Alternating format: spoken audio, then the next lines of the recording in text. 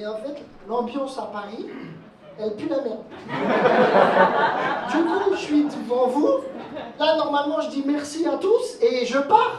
Donc, moi, j'ai envie de rester avec vous.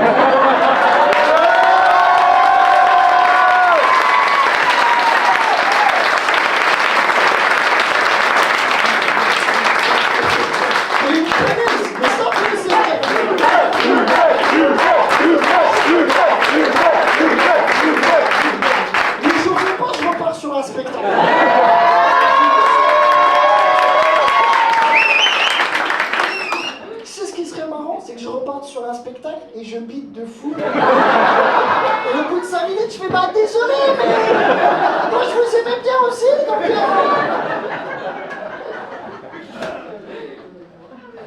Vous voulez, je refais, vous voulez Je peux, j'ai du temps ou pas? Mais t'es pas propriétaire. Non, je dirais c'est lui qui paye le loyer. Même pas 5 minutes. On bougera pas.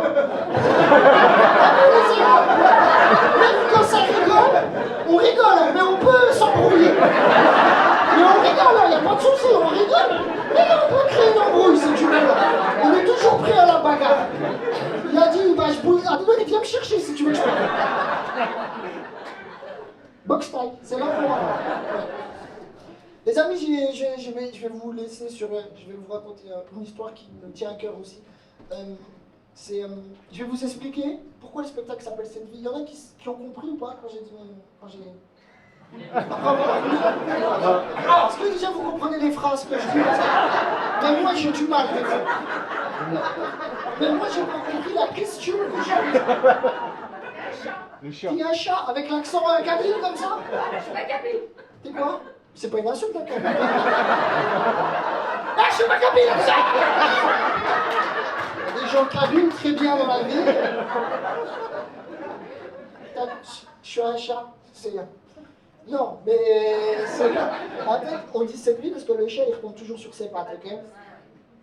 Et en fait, cette vie, c'est par rapport à ça, parce que toutes les histoires que je vous ai racontées, en gros, c'est des échecs, mais le but, c'est de se relever. Ça ferait Oussama Hamar, on dirait, mais ça part dans un délire très mystérieux. On dirait une secte. Je vais vous raconter un peu, quand je suis arrivé à Paris,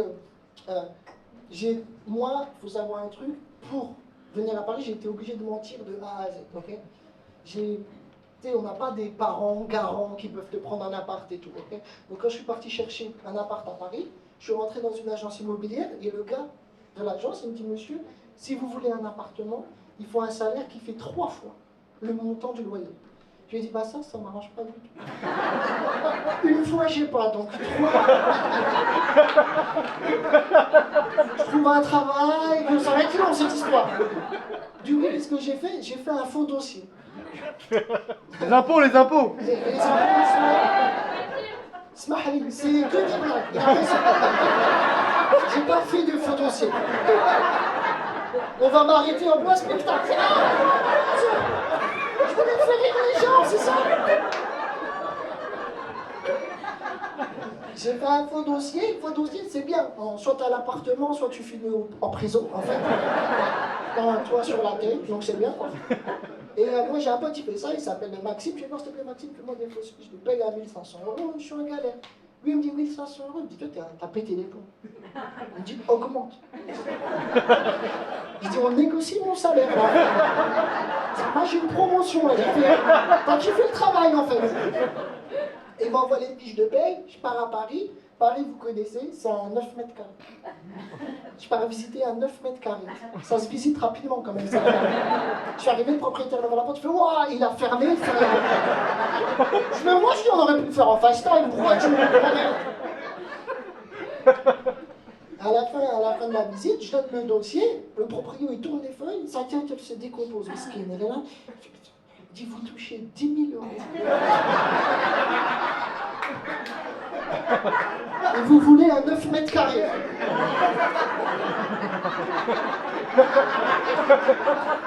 J'ai dit, je suis resté simple en fait. Moi, j'ai pas pris la grosse tête, c'est ça mon truc. Obligé de mentir, j'ai pas eu l'appartement, obligé de mentir, même mon CV dégueulasse, tu vois. Quand je suis arrivé chercher un travail, le CV c'était que de la merde. Moi, tu sais, quand tu passes un entretien, plus ton CV c'est de la merde, tu dis, ah ben, l'entretien, je vais tout donner pour avoir le travail. Mais qu'est-ce que tu fais? T'exagères. Une fois, je passe un entretien, le recruteur, il me fait patienter 30 minutes. C'est long.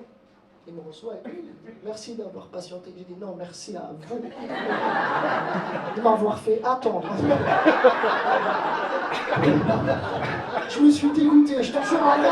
Si j'étais à la place du recruteur, ça serait arrêté là. J'ai dit, elle sort du bureau là. Tu joues au coup, tu tombes sur un professionnel. Et moi, je parle pas allemand, ok?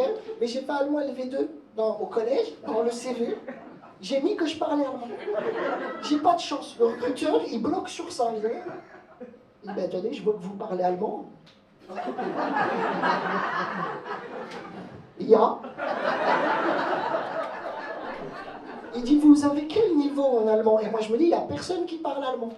Je peux l'impressionner. Je me chauffe, je dis, quasi bilingue. L'autre en face, Ivry, il dit, vous parlez allemand? Mais je parle aussi allemand. Ça veut dire que l'entretien en allemand.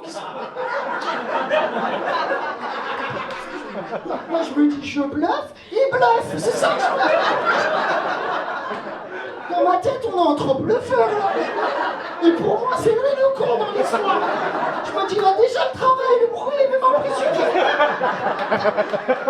Donc là, c'est pas un entretien, ça devient du poker. Donc je remise. Je regarde moi dans les yeux, je dis, non, ça me dérange pas.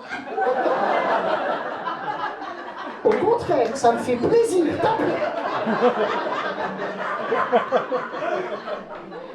Regardez, il m'a dit, was denkst du über die Firma? Je dis, ben, il bluffait pas du tout, en fait.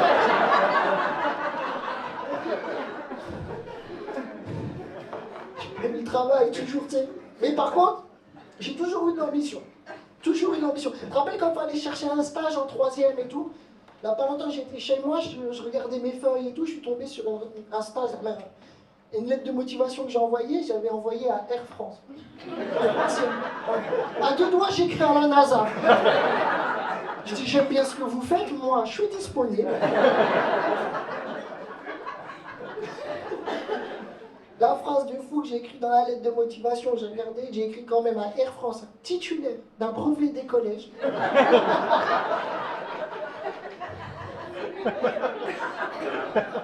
Je pense que je peux apporter à l'entreprise. C'est des pilotes d'avion en France. T'imagines quoi, l'Air France, le pilote d'avion va s'écraser, puis il dit, ah, on aurait dû appeler quelqu'un de brevet. Ah oui, mais personne réfléchit dans la boîte.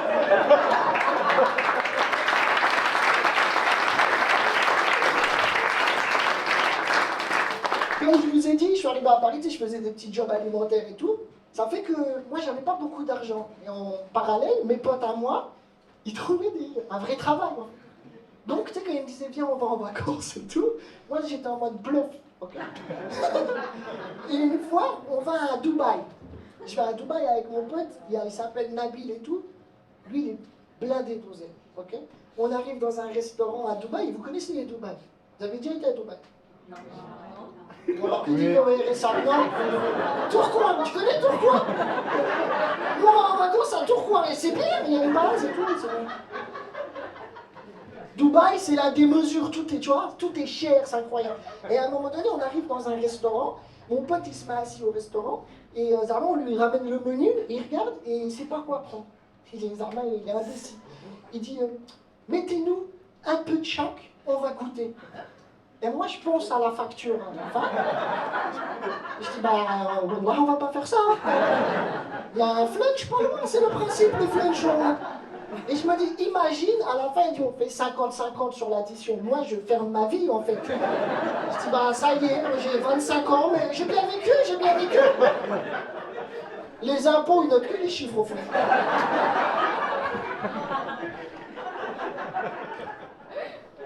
Et je dis, il faut que tu trouves un stratagème. Je dis, non, on ne peut pas commander tout ça. Donc j'essaie de trouver un stratagème.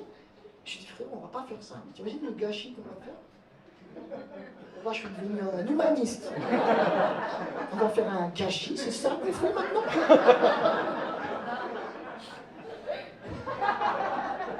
la réponse. Il m'a dit, on va faire aucun gâchis. Le reste, on va le mettre dans un sachet et on va distribuer aux pauvres dehors. Je voulais lui dire, tu veux pas que je t'attende dehors?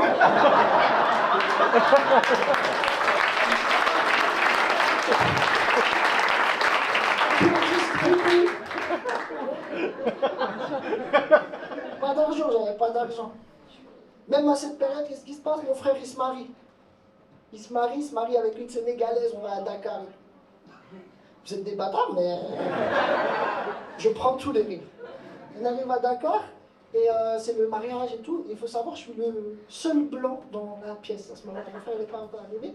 Et t'as la famille de sa femme qui rentre et qui me voit assis sur le canapé. Et il pense que je suis le marié. Il dit, ah, c'est vous le marié, c'est vous.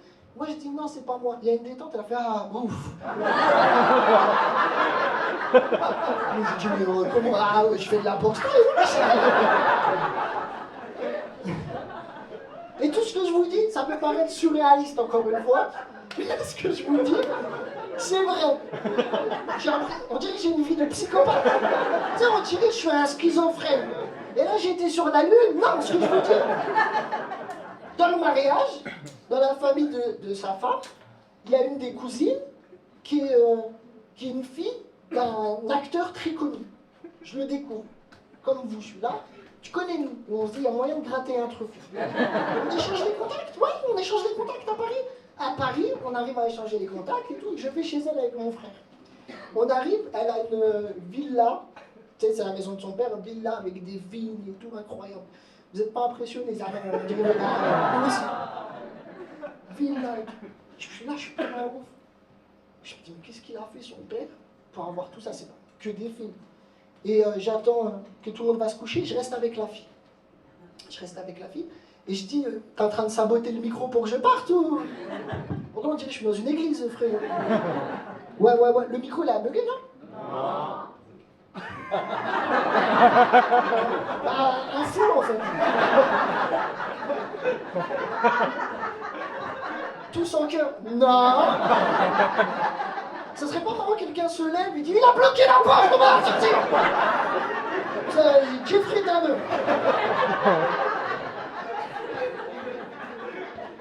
C'est le pire spectacle. Vous m'avez chauffé sur la standing. J'ai vu la standing, j'ai dit ils sont morts. T'as vu le sketch de Gap quand il dit l'avion t'applaudit, il redémarre, c'est ce qui s'est passé. Vous êtes levé, j'ai dit un autre spectacle. C'est même pas mon spectacle, c'est un américain, je l'ai appris. J'ai un frère qui s'est marié au Sénégal, j'ai pas de frère en fait.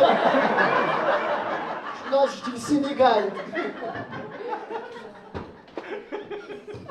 Je finis. Au début, les signes, c'est ça, maintenant, c'est ça.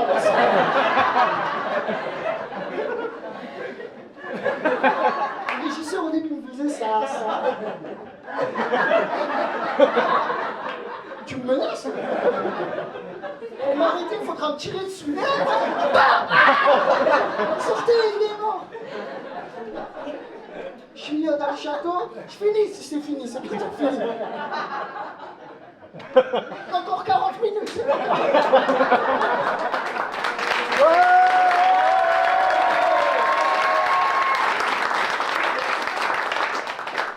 Je finis. Et tout le monde part se coucher. Ce que je vous dis, faut quand même. Tout est vrai. Et je dis, ton père, c'est pas les films qui lui ont rendu si riche. Obligé, il y a des ressources cachées. Hein, les gens des arts. C'est pour vous que je fais ça. Après, j'envoie. C'est pour ça qu'il a dit on travaille ensemble. On se suit. La réponse, elle dit non. Elle dit mon père, il a des films, mais aussi il fait partie d'une secte. Je vous jure. Mais elle me l'a dit, Zama, il fait du tennis. Il fait une secte le week-end, tu fais pas de mal. Il fait partie d'une secte et tout, et ils font des trucs vraiment très graves. Elle dit, et le gars qui gère tout ça, il s'appelle Monsieur Alexandre. Et lui, très très grave. Et là, qu'est-ce qu'elle me dit? Droit dans les yeux. Il me dit, il raquette des gens. Il séquestre des gens. C'est le plus méchant. J'ai jamais rencontré quelqu'un d'aussi méchant. Et elle dit, il a dû nous mettre sur écoute, là. Mais on l'emmerde, Monsieur Alexandre. J'ai dit, tu m'emmerdes, tu me mets dans des problèmes.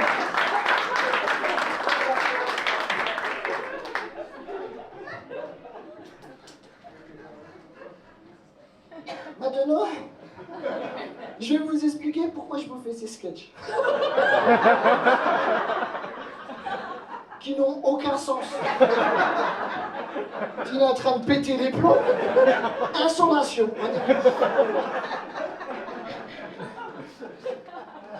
Parce qu'en fait, je travaillais pour un comedy club, ok? Et j'avais tourné tous ces sketchs chez le comedy club. Dans le comedy club. C'est quoi la bonne phrase? Dans. Dans le comedy club? Dans le comedy club? Même vous savez pas. Des ragots, les comedy club.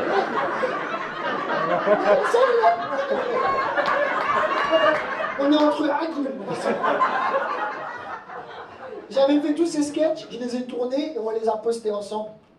Et il n'y a pas longtemps, il m'a proposé un contrat que j'ai refusé. Et il m'a dit, bah, comme tu refuses, je supprime les vidéos. Et ça, je tiens à vous dire, c'est le stand-up. Vous voyez les gens qui font du stand-up, ils font genre, c'est un monde de bisounours. Non, c'est cruel. C'est très cruel. L'artistique, c'est très cruel. Donc je me suis dit, j'ai un public chaud, je vais capter ça devant vous. Comme ça, dans mon CV, ça va être marqué que Younes, il fait tout en indé, tout seul, il n'abandonne pas. Il tombe, il se relève. D'où le titre de cette vie. Ça va être que ça.